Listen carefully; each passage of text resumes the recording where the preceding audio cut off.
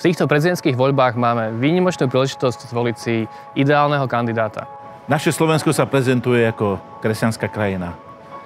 Ale keď ide o vážnu voľbu, častokrát my, kresťania, sa stiahneme do ulity.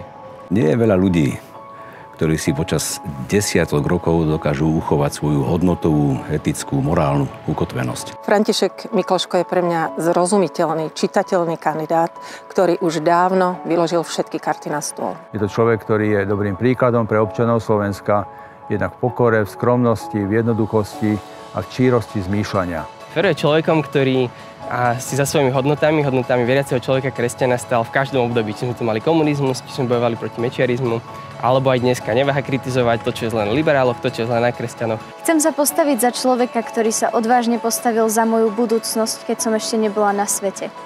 Verím, že skutočnú zmenu v spoločnosti prináša príklad života.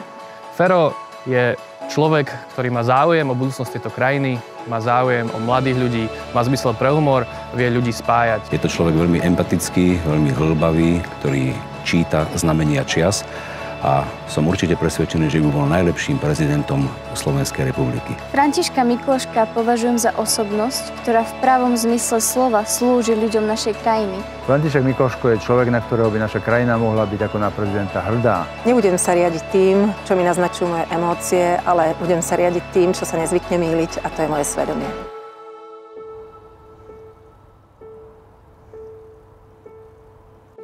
Dôverujem mu.